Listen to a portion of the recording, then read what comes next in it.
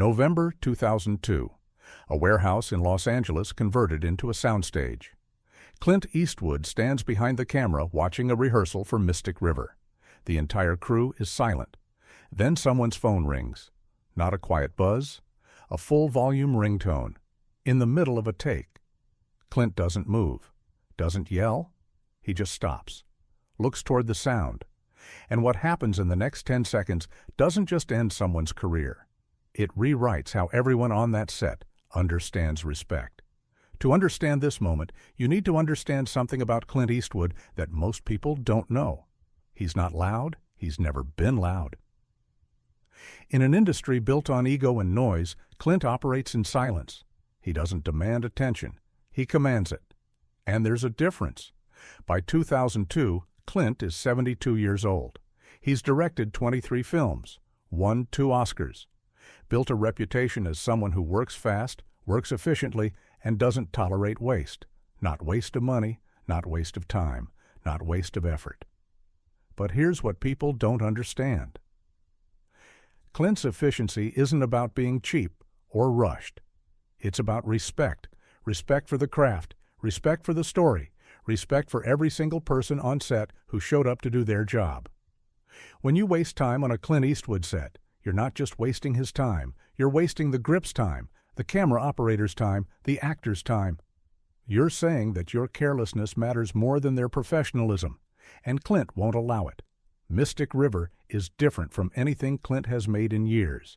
It's dark, heavy, a film about childhood trauma, about 3 boys whose lives are shattered by a single moment, and about how that moment echoes through decades. The script by Brian Helgeland is devastating. The cast is perfect.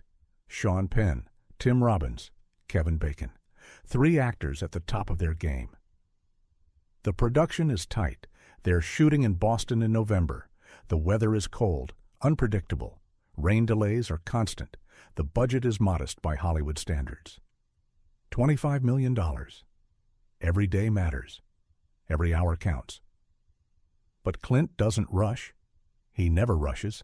He just doesn't waste motion. He knows exactly what he wants before he calls action.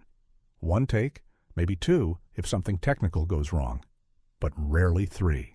Because Clint believes that the first instinct is usually the truest. The crew has learned to match his pace. They move quietly, efficiently. No unnecessary conversation. No phones out between setups.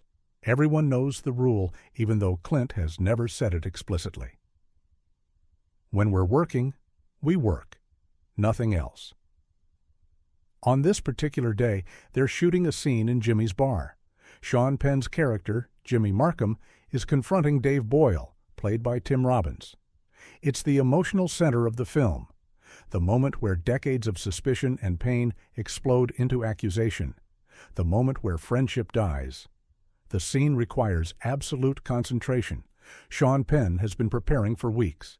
He's carrying the weight of a father whose daughter has been murdered, the rage, the grief, the desperate need to find someone to blame. Tim Robbins is playing a man broken by his own past, trying to explain himself, trying to be believed. The blocking is simple. 2 men in a room, 1 sitting, 1 standing. But the emotional complexity is staggering. This isn't just dialogue. This is 2 souls colliding. Clint rehearses it once, just once. He watches Sean and Tim find the rhythm, the tension, the truth. He doesn't give them line readings, doesn't tell them how to feel.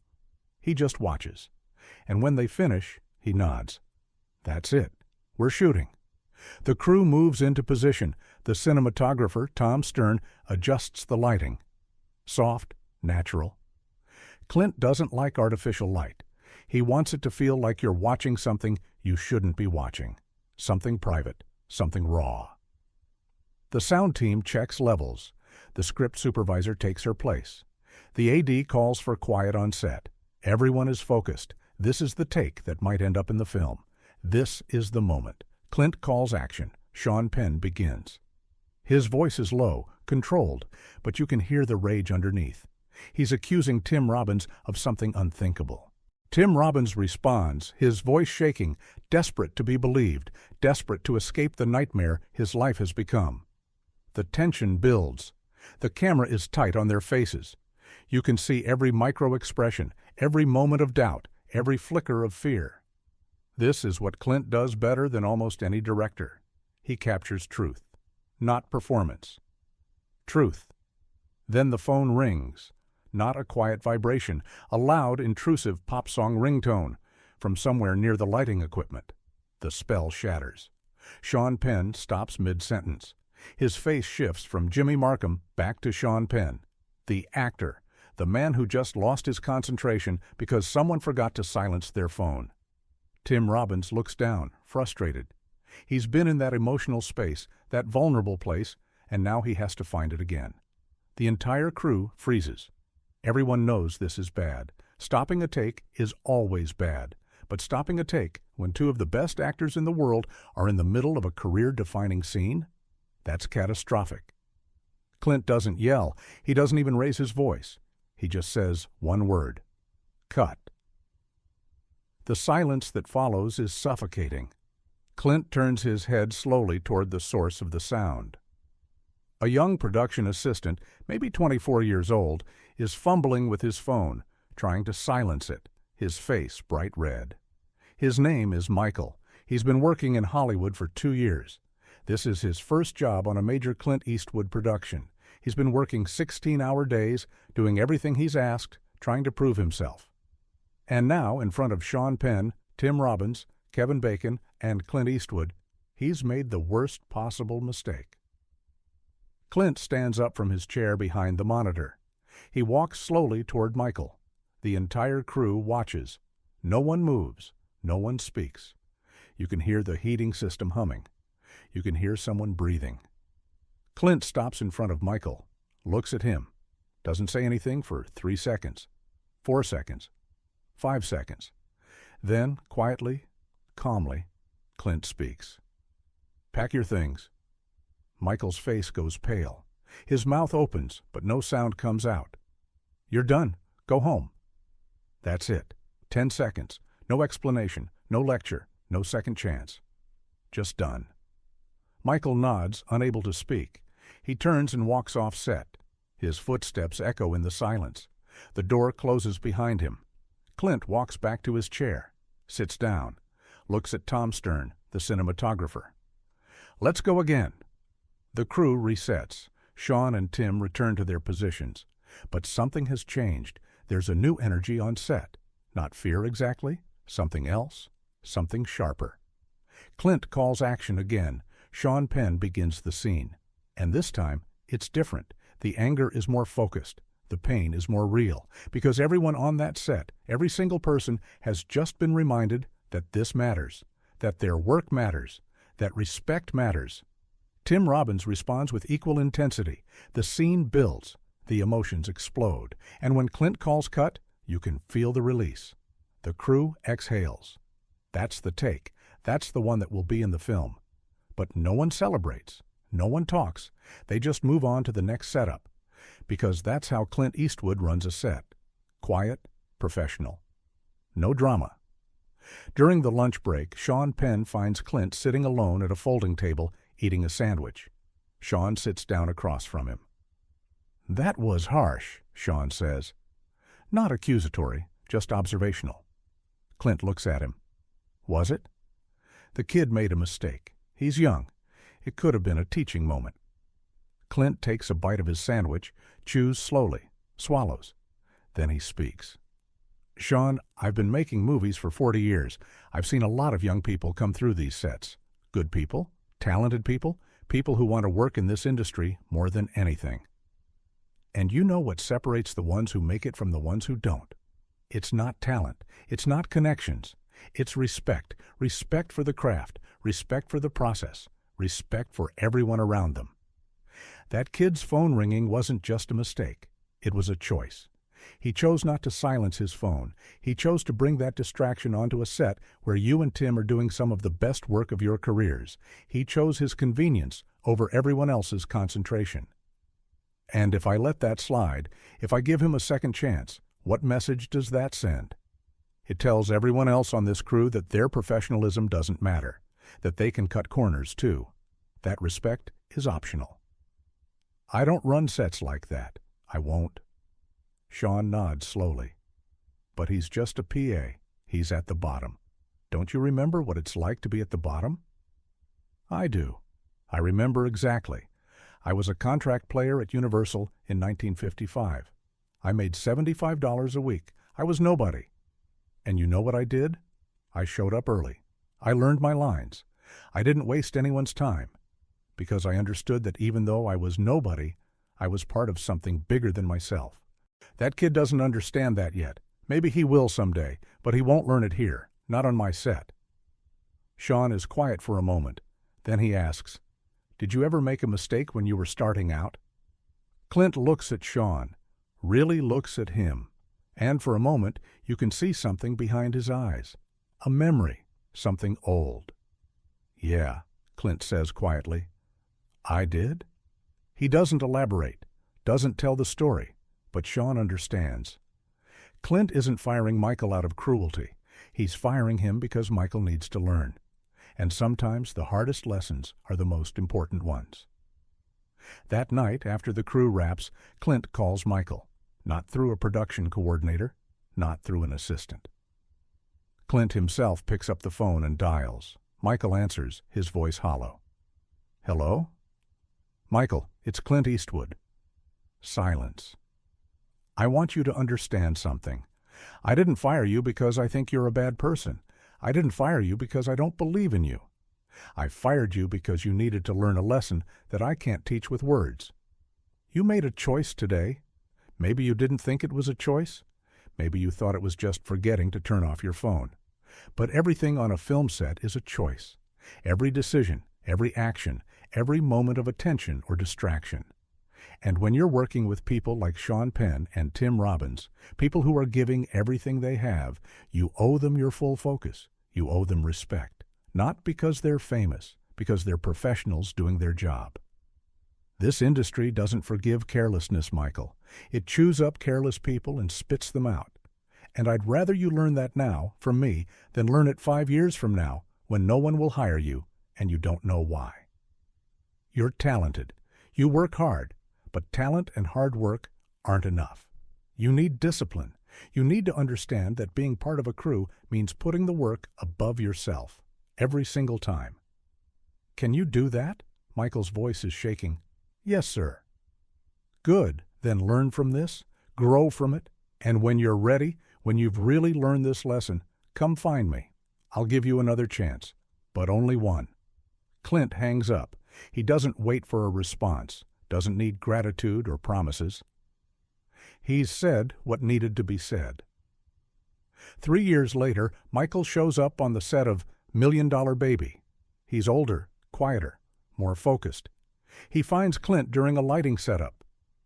"Mr. Eastwood, I don't know if you remember me. I worked on Mystic River. You fired me for—" "I remember," Clint says, cutting him off. "You here to work?"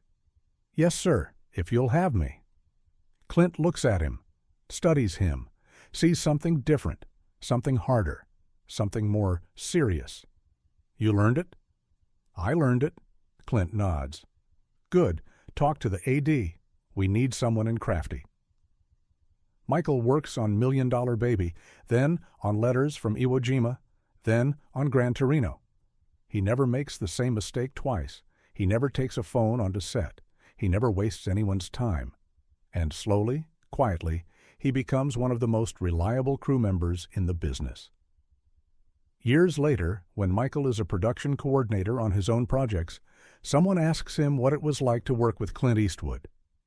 "He fired me once," Michael says. The person looks shocked. "And you went back?" "I went back because he fired me, because he cared enough to teach me, because he didn't just cut me loose and forget about me. He called me that night. He explained why. He gave me a path back.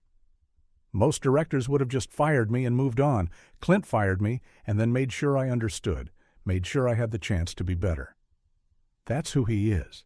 He doesn't tolerate weakness, but he doesn't abandon people either. He holds you to a standard, and if you meet that standard, he'll work with you forever. Mystic River premiered in October 2003. The film was devastating, beautiful, perfectly executed. Sean Penn won the Academy Award for Best Actor. Tim Robbins won for Best Supporting Actor. The film was nominated for 6 Oscars. In his acceptance speech, Sean Penn thanked Clint Eastwood. He didn't mention the phone incident, didn't tell the story. Just said, "Clint, you taught me what it means to be a professional. Thank you." Clint was sitting in the audience, expressionless as always. But those who knew him saw the slight nod, the acknowledgement. For Clint, that moment in 2002 wasn't about being harsh. It wasn't about power.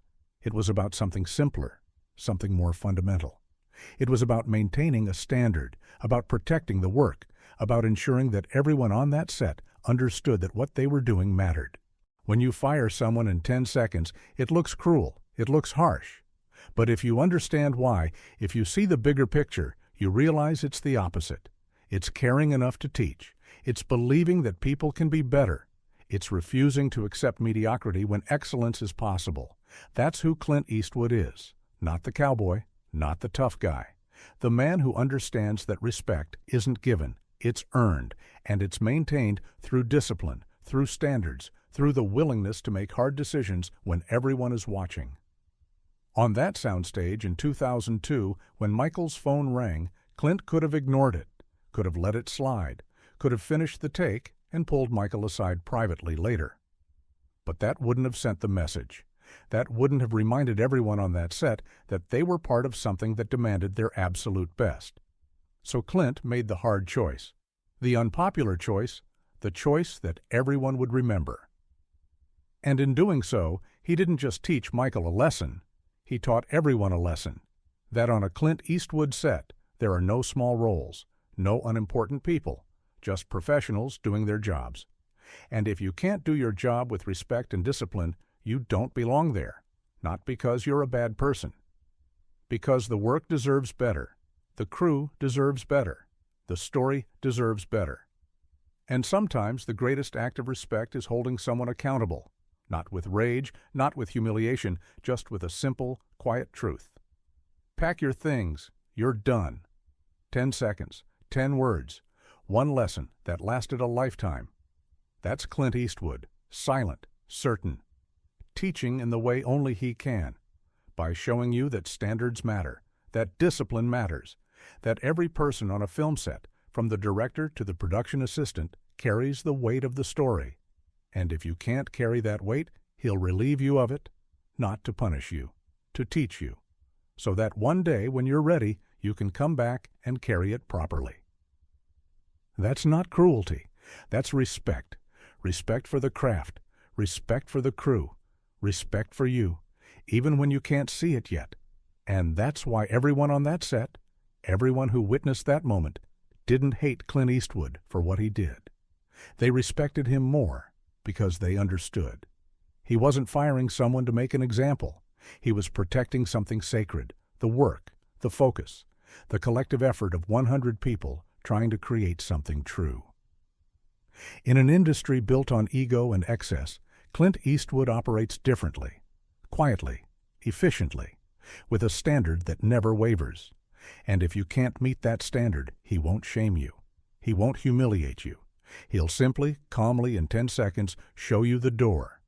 And then, if you're lucky, if you're willing to learn, he'll show you the way back.